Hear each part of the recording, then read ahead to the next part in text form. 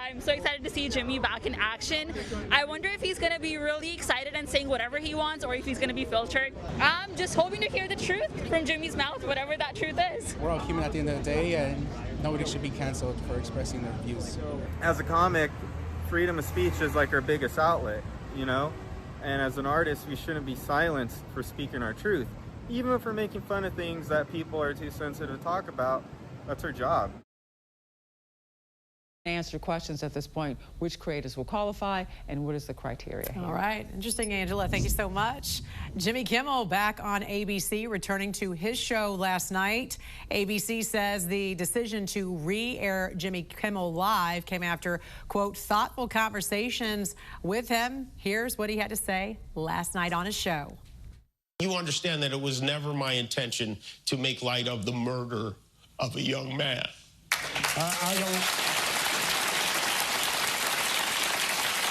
I don't think there's anything funny about it, but I understand that to some that felt either ill-timed or unclear, or maybe both. And for those who think I did point a finger, I get why you're upset. Kimmel's show was suspended last week for his controversial false comments about the assassination of Turning Point founder Charlie Kirk. Our parent company, Sinclair Broadcast Group, did not air this episode, and for the time being, Sinclair will fill the time slot with news programming. CNN's Harry Enton is here to run the numbers for us. Like, at this point, I don't think we have the ratings for TV numbers. No. But you've been looking online and... Huge, absolutely huge. What are we talking about here? Well, let's take a look at YouTube views, Jimmy Kimmel Live video views. The 6-month median, the median video only gets 240,000. Look how many views Tuesday night's monologue already has. 6.7 million. That's over 25 times as large as the median Jimmy Kimmel video normally gets. And I was looking, it is by far the largest video in at least 6 months. So if Donald Trump's idea was to give Jimmy Kimmel more press and more viewership, he absolutely did so. Of course, I don't think that is what Donald Trump intended to do.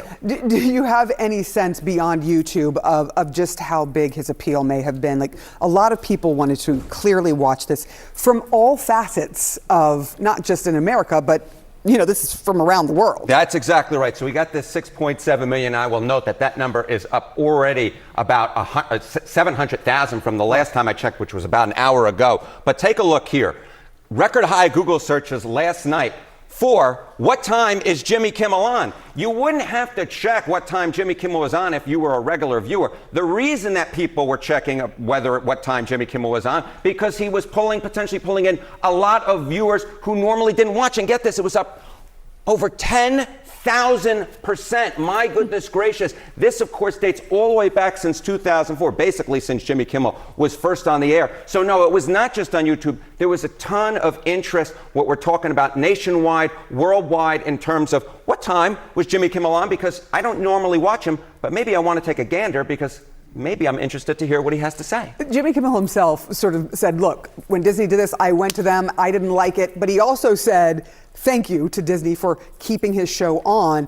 Is there any indication that Disney has something to be happy for? He even plugged, go to Disney Plus, here's how to, you know, as a joke, but here's how to like re-up your subscription. Yeah, I think there were a lot of people, especially on the left, who are upset at Disney for suspending Jimmy Kimmel, and we saw Google searches last week for boycotting Disney and canceling Disney Plus go way up. But take a look here. Google searches versus last week's peak. Boycotting Disney, down about 75% as of last night. How about cancel Disney Plus? Down about 75% from its peak. So the bottom line is this was great for Jimmy Kimmel in terms of what we see so far on YouTube. It's probably going to translate to the ratings. And also Jimmy Kimmel's return is good for Disney because all of a sudden people aren't so interested in boycotting them or canceling their Disney Plus subscription. So it ends up being pretty decent for Disney's bottom line, bringing Jimmy Kimmel back to the stage. Disney has asked me to read the following statement. To reactivate your Disney Plus and Hulu account. We also got a new motto at the FCC. Sticks and stones may break your bones. And?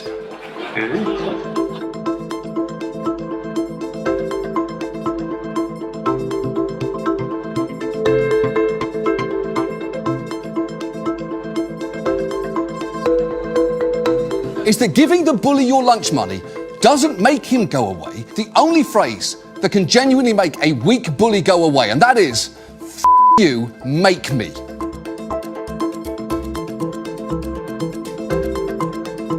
That our long national late nightmare is over. Plus, now that Jimmy's not being canceled, I get to enjoy this again.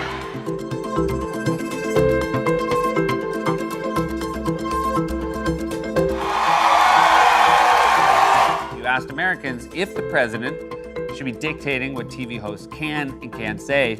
You'd get about 3% positive and 97% negative. But I do want to make something clear because it's important to me as a human, and that is, you understand that it was never my intention to make light of the murder of a young man. I don't think there's anything funny about it. I posted a message on Instagram on the day he was killed, sending love to his family and asking for compassion, and I meant it. I still do. I've had the opportunity to meet and spend time with comedians and talk show hosts from countries like Russia, countries in the Middle East, who tell me they would get thrown in prison for making fun of those in power, and worse than being thrown in prison. They know how lucky we are here. Our freedom to speak is what they admire most about this country.